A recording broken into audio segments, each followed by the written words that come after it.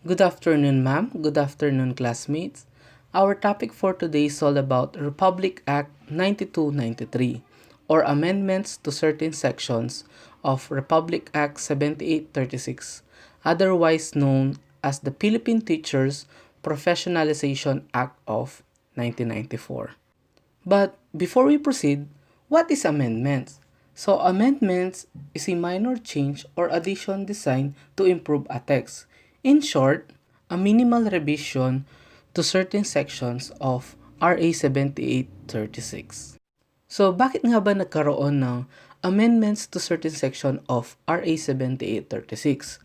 Because of call for 21st century reforms. Because they seen that Republic Act 7836 is not a solution that guarantees quality teachers. So the government funded LEP for only legitimized and who lacks of teaching skills. Therefore, the teacher education school improved their programs and faculty because alam naman nila that sila yung source of unqualified graduates.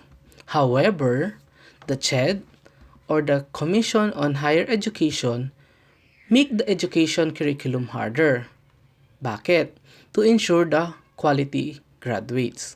So dito kasi tinitignan nila or gusto nilang mag-produce ng mga quality teachers.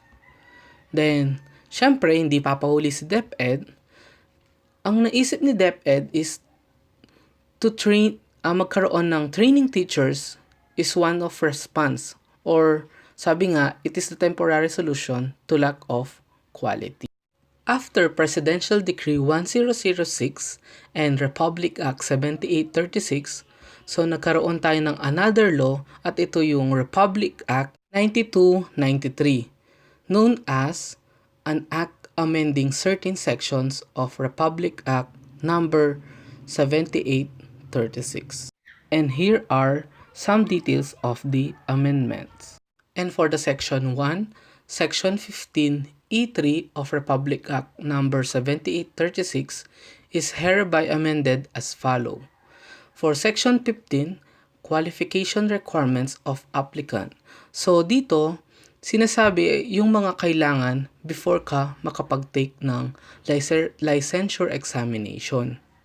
And it says, no applicant shall be admitted to take the examination unless, on the date of filing of the application, he shall have complied with the following requirements. For a graduate of a school, college, or university recognized by the government and possess the minimum educational qualification as follows. For teachers in preschool, a bachelor's degree in early childhood education or BEC Ed or its equivalent. For teachers in elementary grades, a bachelor's degree in elementary education or BSEED or its equivalent.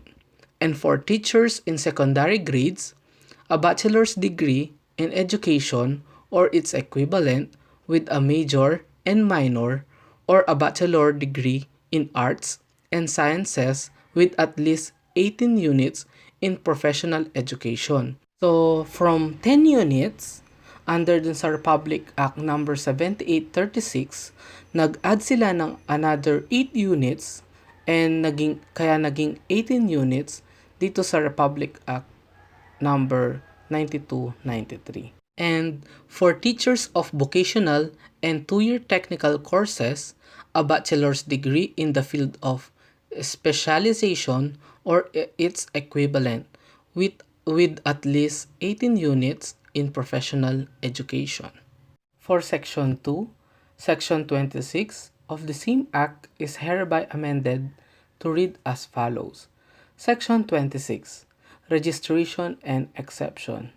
It says, no person shall engage in teaching and or act as a professional teacher as defined in this Act, whether in the preschool, elementary, or secondary level, unless the person is a duly registered professional teacher and a holder of a valid certificate of registration and a valid professional license or a holder of a valid special or temporary permit. So this article tells us that the registration of a professional teacher begins after his name has been enrolled in the register of professional teachers.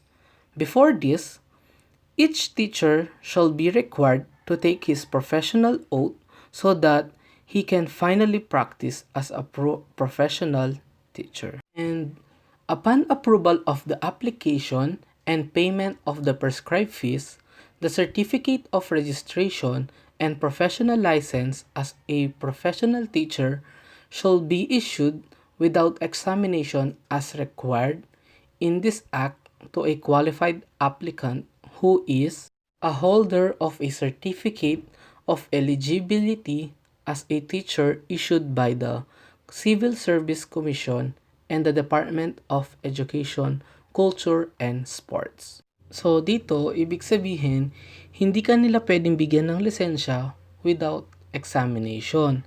At dito sa article na to, hindi na siya nag-exist ngayon. So ang ginagawa na lang nila, ang Civil Service Commission, kapag for example, tayo nag-graduate ka with flying colors like cum laude, summa cum laude, magna cum laude, so automatic meron kang eligibility na i-issued by Civil Service Commission or the CSC na pwede mong gamitin in case na gusto mong mag-apply o magtrabaho sa mga government.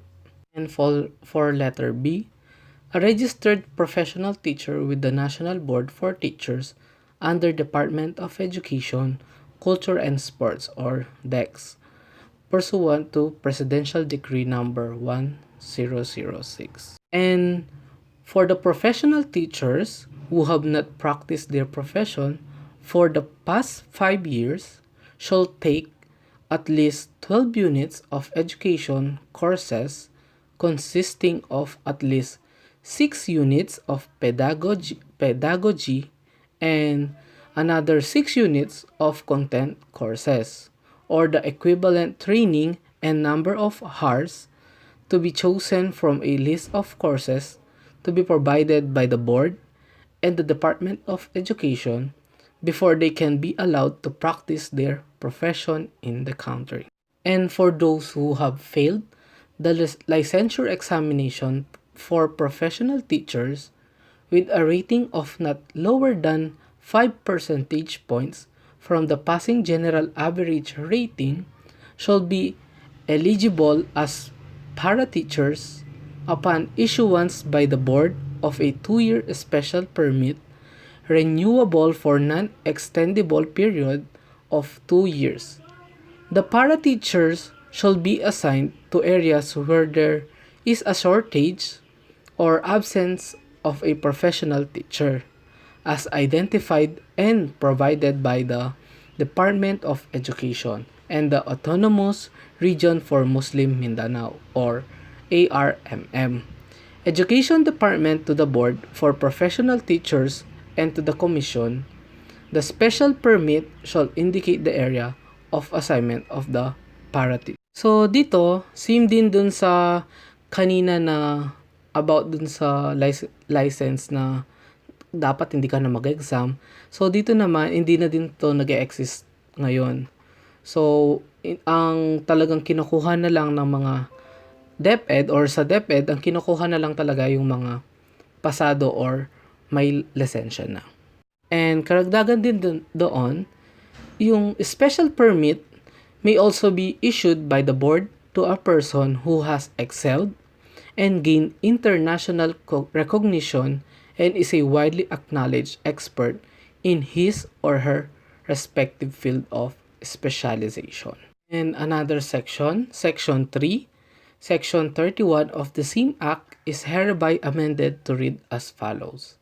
For the Section 31, the transitory provision, it talks about dun sa permit about sa para-teachers. So it says, special permits with a validity of 3 and 5 years issued to para-teachers by the Board for Professional Teachers before the effectivity of this act shall be allowed to expire based on the period granted therein, provided that only special permits with a validity of 3 years may be renewed upon expiration for non-extendable period of 2 years. And for Section 4, references to the term Department of Education, Culture, and Sports in Section 4A and Section 25 and the term DEX in Section 20 of the same Act are hereby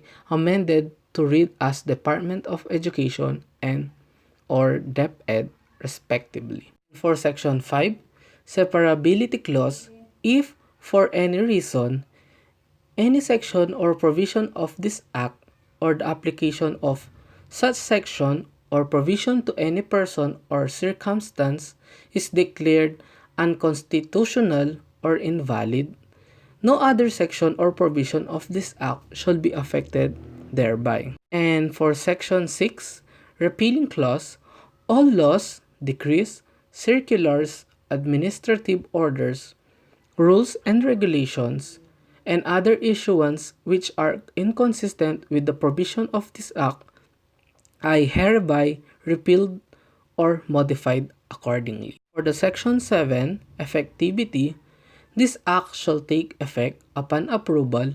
The Code of Ethics for Professional Teachers always serves as guide for teachers, specifically to new teachers, for them to exhibit proper behavior to the learning community.